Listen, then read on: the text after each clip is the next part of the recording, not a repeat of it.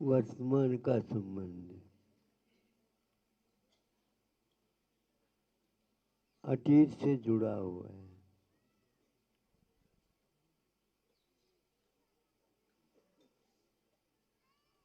अतीत का फल वर्तमान से जुड़ा हुआ है।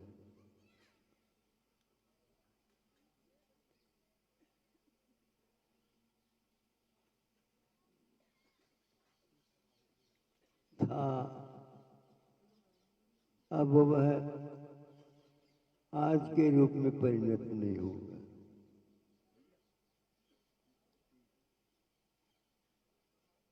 भविष्य का संबंध वर्तमान में होगा। वस्तु का परिणाम तीन काल से संबंध रखता है। अनुभव में आता वर्तमान का। अतीत और अनागत को कुंद कुंद देव ने शायद प्रवचन सार में अव्यक्त कहा है। व्यक्त में संवेदन होता है, व्यक्त हो करके अव्यक्त अतीत काल में चला गया, उसका स्मरण हो सकता है। अतीत का स्मरण क्योंकि ज्ञेय संबंध होता है इसलिए हो जाता है। जिसके साथ हमारा संबंध अतीत में रागात्मक द्वेषात्मक हुआ था, वह आज भी हम लोगों के उपयोग को आघात पहुंचाते रहते। कभी कभी सोचते हैं अतीत बहुत विराट है, वर्तमान समझ में नहीं आता। एक क्षण के लिए भगवती आराधना में कहते हैं इंद्रियों का जो कुछ भी सुख मिलता है एक समय से अधिक नहीं मिलता, पलट जाता है। सातत्य बना रहता है तो भिन्न भिन्न निषेकों का भिन्न भिन्न अनुभव के साथ स्वाद आता है। स्वाद आए एक कोई नियम नहीं। जीवा में गड़बड़ी हो गई, नाक में गड़बड़ी हो गई, आंखों में ज्योति नहीं रह पाई, है तो संगीत, लेकिन संगीतपन का आभास नहीं होता। ये तो अतीत का ही सब कुछ है जो हम लोगों के लिए विशेष रूप से प्रेरित भी कर सकता है, अच्छाई के लिए और बुराई के लिए। कितने भी आप निर्णय कर लो, स्मृति को हटाना बहुत कठिन है। स्मरण का मरण संभव नहीं, वर्तमान का मरण संभव। अतीत का मरण होता नहीं लेकिन हो चुका है। बार बार वह दिमाग में वही घूमता रहता है।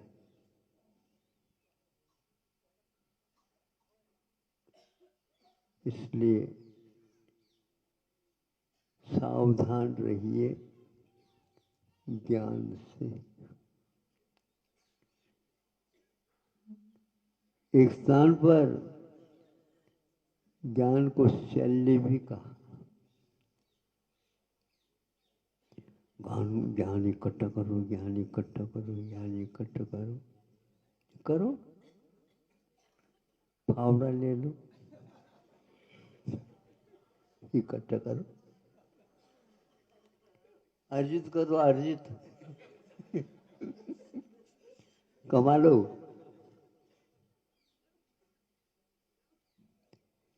शांत बैठे हैं, आसन लगाए, मौन लिया है,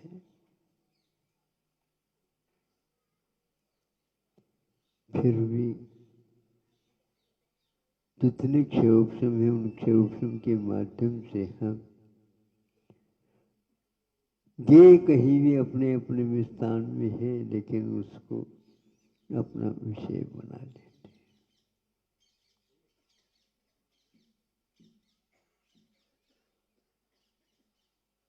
नहीं चाहते हुए भी वो अपने दिमाग में आ जाते।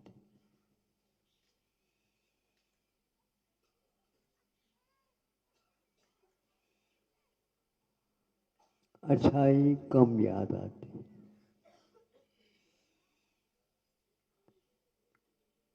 किंतु बुराई बुराई के बाद बुराई, बुराई के बाद बुराई याद आती चली जाती।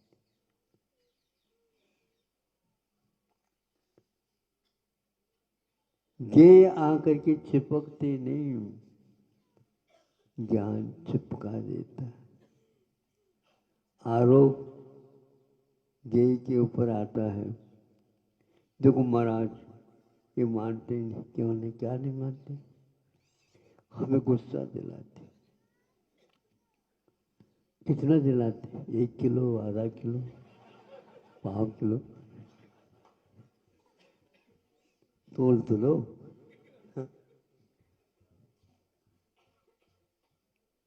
सही है क्या ये? अब इसको शुद्ध करने के लिए कोर्ट में जाना का पड़ता है। कई बार देखा है, ये तो हम नहीं जानते हुए भी बैठे हैं और ये जनाता है, छेड़ देता है। इनको तो बता दो महाराज, आपके पास भक्त बन करके आते।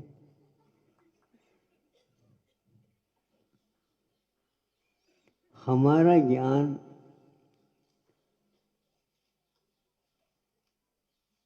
ज्ञान जानता नहीं,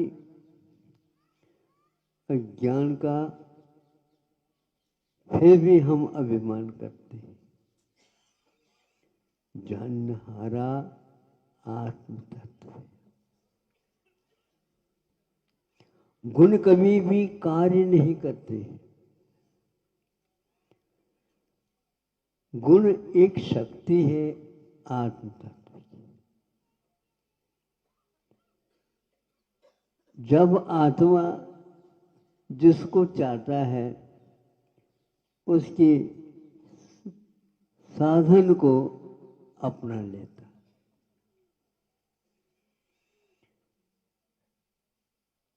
ज्ञान रूप परिणाम करता रहता है, लेकिन ज्ञान अपने आप ज्ञान रूप परिणाम नहीं करता, ये हम भूल जाते हैं।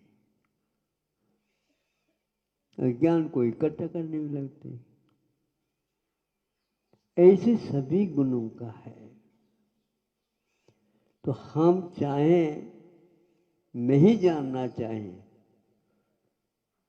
शांत हो सकता है। यही एकमात्र आत्म पुरुषार्थ है।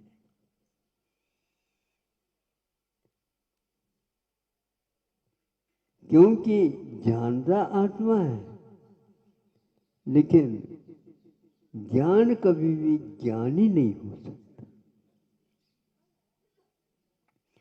ज्ञान कभी भी ज्ञानी नहीं हो सकता। ज्ञान गुण रहता है, आत्म द्रव्य ज्ञायक पिंड। ज्ञायक में और ज्ञान में क्या अंतर है? ज्ञायक द्रव्य है और ज्ञान गुण है। इतना अवश्य है, जो परिणाम आत्मद्रव्य करता है तो उसमें जानने रूप करता है तो ज्ञान को चुन लेता है, देखने रूप कर लेता है तो दर्शन को चुन लेता है, संवेदन को चुन लेना चाहता है तो वह सुख को चाहता है। इस प्रकार भिन्न भिन्न रूप से वह आत्मद्रव्य परिणम्य करता है, वो शक्तियों को काम में ले लेता है। जबरदस्ती ज्ञान आत्मा को प्रेरित करे, मुझे देख लो, जान लो, नहीं कर सकता। वह निष्क्रिय है। क्या कहा? निष्क्रिय है। बैठा है, हम उठाना चाहे तो उठ सकता है, नहीं तो बैठा। थाली में परोस दिया गया है, जबरदस्ती वह मुंह तक आ जाए संभव नहीं। इस रहस्य को नहीं जानने वाला व्यक्ति ज्ञेय को हटाने का प्रयास करता है, ज्ञान को हटाने का प्रयास नहीं करता। चुप बैठ, शांत बैठ जाएगा तो कुछ भी नहीं होगा। श्रमणों को यही कहा है, श्रवण के ईश कुंद कुंद ने, सुनो, तुम्हें जानना नहीं है, गायक बनना। सम्यक दर्शन तत्व शुद्धान के रूप में है, लेकिन शुद्धान करने वाला आत्म तत्व। कोई विकल्प नहीं करो, शांत बैठे रहो। तो कैसे बैठे रहे 24 घंटा शांत? अभी वेदी में तो बिठाए नहीं गए यहाँ पे। हाँ, हम चाहते हैं चुप बैठे, सबसे दूर बैठे। बिल्कुल ठीक है, यही सीखने के लिए श्रवण बनता है। एक स्थान पर कहा है, हे श्रवण, तुम शुद्धोपयोग नहीं चाहते हो? महाराज, शुद्धोपयोग तो मैं चाहता हूं, तो करो। किया ही नहीं जा रहा। ऐसा नहीं करते। कुछ करने की बात नहीं है, कुछ होने की बात नहीं है, चुप बैठने की बात है। चुप क्यों नहीं बैठता ये? यही एकमात्र रहस्य है। ज्ञान को हमने ऐसा आत्मसात कर रखा है, उसके द्वारा जाने बिना तसल्ली या आकुलता शांत नहीं होती, लेकिन आकुलता और बढ़ती है। यह समय सार में कहा गया है। जितने आप जानोगे उतने आप और आकुलता में आ जाओगे।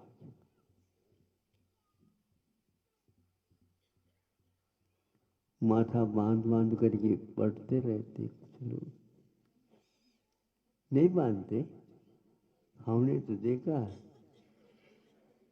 पल्ले को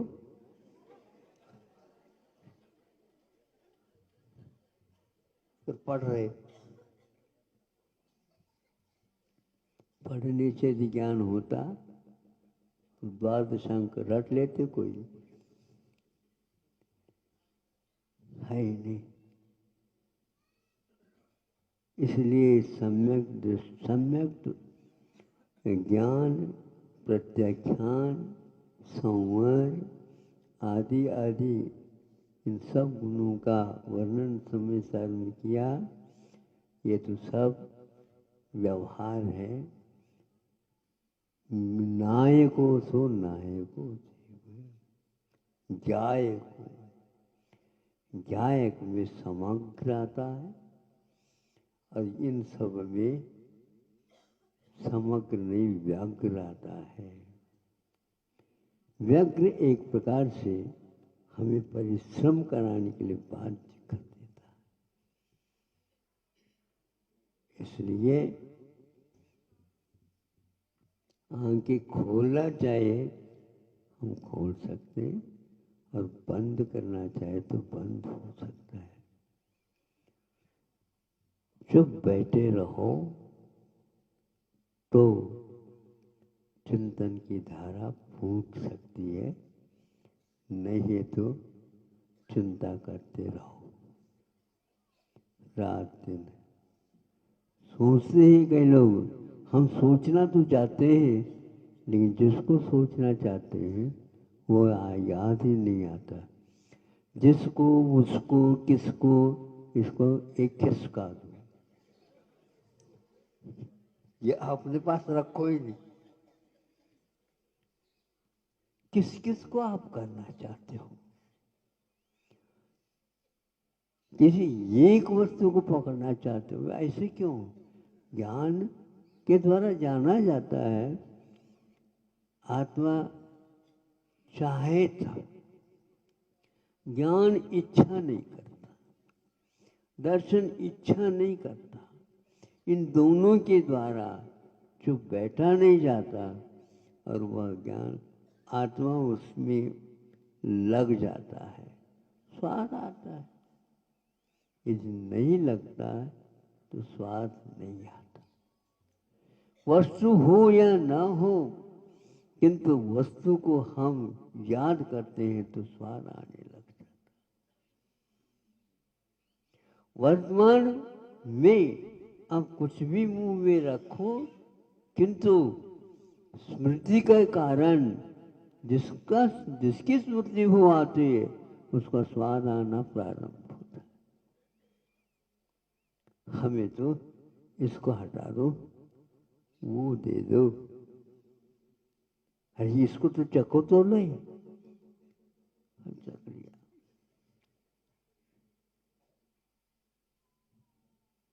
नींबू का जब तक ज्ञात नहीं हुआ, ज्ञान हुआ नहीं, सामने परात भर करके तो कुछ नहीं होता।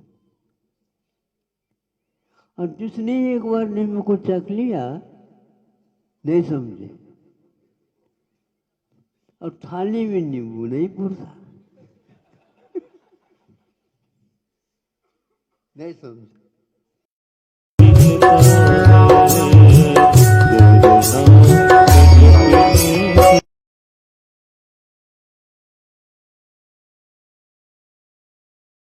आप नहीं कर पाओगे। जिसकी आंखों में पानी आ रहा है, तकलीफ पहुंचा दिया या चांटा दे दिए, वो लड़का हिचकी लेकर के जो रो रहा है, और थोड़ी सी आपकी चुटकी पर्याप्त पुचकार, ले ले बेटा ले ले, पहले ही कर देते, नहीं समझे। नहीं, वो माँ देख रही है कि एक कितने समय के लिए रूठ सा है, उसका रूठना तो क्षणिक है बंधु। इसलिए वृद्धों को कुंद कुंद नहीं चाहते, क्योंकि उनको समझाने की बात समझ में नहीं आएगी, वही तेल लो लकड़ी की ओर चली जाएगी। यथा जात को तो हम समझा नहीं, क्या वो अपने आप ही समझदार है। यथा जात का अर्थ होता है सद्य जात शिशु के समान श्रवण हुआ करते हैं और होना चाहिए, फिर उसको शुद्धोपयोग आने में देर नहीं लगता। इसलिए आप लोगों से ये कहना है, समझो तो ठीक है, नहीं समझो तो भी ठीक है, नहीं समझो तो और ठीक है। हाँ, ज्यादा समझदार ही मझदार में रहता है, और जो समझदार नहीं रहता भैया उधर मत जाओ, इसे ही बैठ करके कर लो जो कुछ कर लो।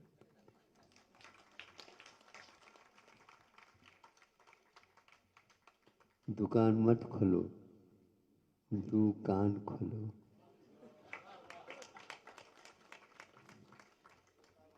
हाँ, नहीं समझ, सुनता कुछ नहीं ग्राहक, प्रण लेकर के आया है, उसको देख रहा है कि कहाँ है क्या नहीं, पूछता है। और ये पूछने वाला वो पूछता है कि क्या चाहिए, क्या चाहिए, क्या चाहिए, क्या चाहिए, पूछता ही रहता है। कौन? दुकान वाले। दुकान वाले सुबह से लेकर शाम तक, रात के 10 बजे तक शटर बंद करते करते समझे, बंद करते करते ग्राहक आ गए, कोई बात नहीं, आ जा। एक ही शटर एक तरफ से बंद रहता है ताकि नहीं दुकान बंद हो गई, और चलती रहती। बोलो क्या होता है? एक क्षणिक में वह जो रो रहा था वो बंद कर देता है, लेकिन आंखों में से पानी अभी भी आ रहा होता, लेकिन उसके गालों में मुस्कान देख सकते हैं। उन्होंने अपने उपयोग को किस ढंग से परिवर्तित कर दिया, यह सोचनी है और इसका अनुकरण करना चाहिए। आप लोगों की कषाय की प्रणाली के बारे में ग्रंथकारों ने बहुत अच्छा लिखा है। सब कषायों की वासनाएं सब लिखी गई है, किंतु श्रवण की बात आती है तो सबने कहा चुटकी बजाते बजाते प्रमुख से अप्रमत्त हो जाता, और उसके लिए उदाहरण दिया है जल की रेखा। जल में कोई रेखा होती नहीं, लेकिन हम एक लकड़ी के माध्यम से उसमें रेखा खींचते रहते हैं। सामने सामने सामने पानी इकट्ठा होता चला जाता, और 1 इंच नहीं आधा इंच पूर्व में वहां पर देखो तो वह मिलता चला जाता समान।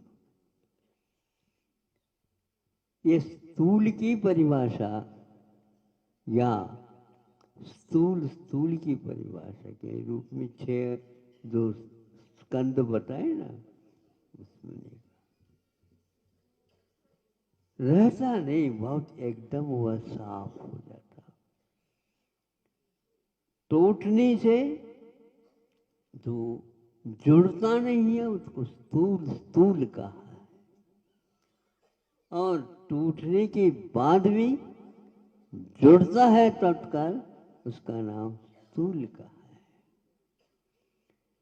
बहुत कम समय के लिए वो उद्वेग बच्चों को आता है, किंतु प्रौढ़ों का वह वेग अतीत होने के उपरांत भी आंखों में पानी और मुंह में पानी दोनों तरफ होता रहता है। इष्ट का वियोग हुआ कब तक याद करोगे आप? देव होने के उपरांत भी याद करता है, लेकिन आंखों में पानी वहां नहीं आ सकता, क्योंकि वह स्थिति नहीं है। लेकिन जाति स्मरण इत्यादि के द्वारा बहुत दूर तक वह स्मरण लाता है। कितनी बार मरण हुआ, कितनी जन्म हुआ, उतनी बार की वो सब स्मृति हुआ आती है। किंतु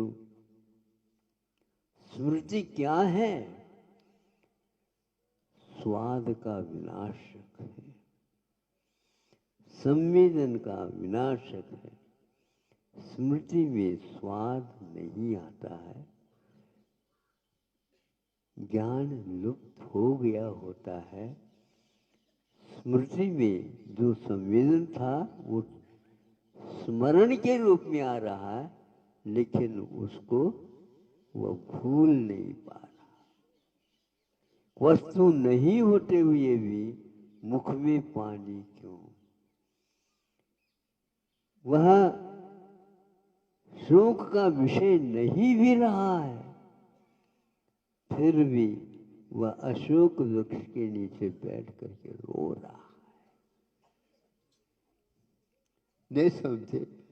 अशोक वृक्ष के नीचे बैठ करके रो रहा है। क्यों ऐसा होता है? स्मृति। ऐसे स्मृति को आपने याद नहीं किया, आपको याद नहीं आया, आप याद नहीं करे क्या में? वो यदि मान लो मुक्त हो गया, आपको याद नहीं रहा, और फिर भी उसके साथ आप स्मृति करते हैं और उसको याद करके रोते हैं, होता धोते हैं, सब कुछ होता है, और ये को आंखों के पानी पहुंचने में लग जाता। जब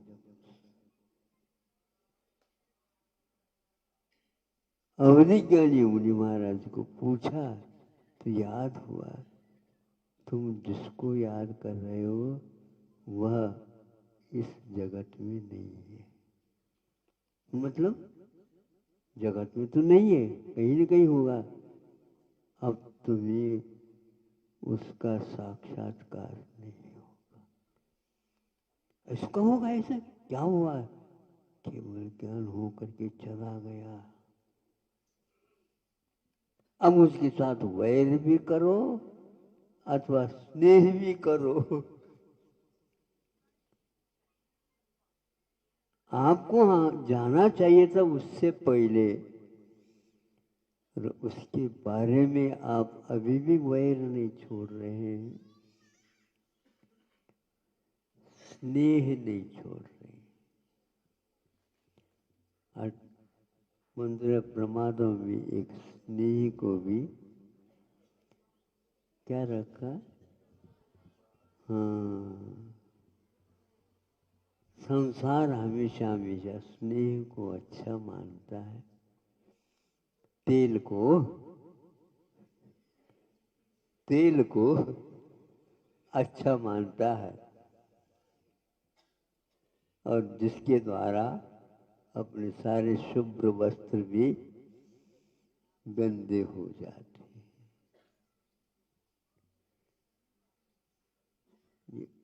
देर तो नहीं हो रहा आप लोगों को?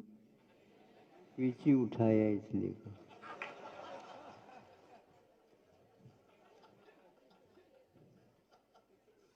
सुनना बंद करके जो व्यक्ति सोचता तो उसको ऐसा ही होगा।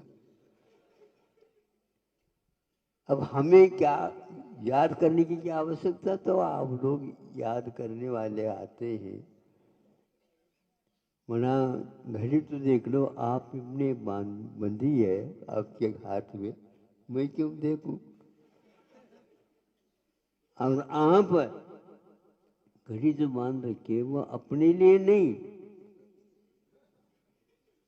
अब तो सोचो, अब क्या है ये? घड़ी तो है। अब का मतलब क्या है? घड़ी है, अतीत में घड़ी नहीं है, अनागत में घड़ी नहीं है, केवल अव्यक्त परिणाम है, और वर्तमान में घड़ी है। ये शुभ घड़ी आई है, भगवान को सुना रहे हैं। भगवान के लिए अब घड़ी की कोई आवश्यकता, और आप लोगों जैसे को घड़ी की कोई आवश्यकता नहीं, क्योंकि पर के लिए ही घड़ी है। सुनाने लगे, भगवान आप सुनो तो, ये आप अपने विरत समझ लो, दुख मेटना और सुख देना। आओ, ये दो पंक्ति सुना करके भगवान के भजन को पूर्ण करते। धन्य है आप लोगों का अवतार। स्मृति, विस्मृति, कब भूलूं सब, इसके शीर्षक से एक कवि लिखी गई थी, पढ़ी है होगी तो पढ़ी देख लो। कब भूलूं सब, स्मरण नहीं करना चाहता, भूलना चाहे तो एक सेकंड नहीं लग सकता। उस बालक को याद करो यथाजात को याद करो। अब आप जन्म गांठ मत मानो, जन्म को, जन्म के क्षण को याद करो। अपने आप जन्म को छोड़ने का भाव आएगा। उस मरण को भी याद करो जिसके बाद जन्म नहीं है। ऐसे शुद्ध परमेश्वर को बार बार नमस्कार। समय ज़्यादा तो नहीं हुआ।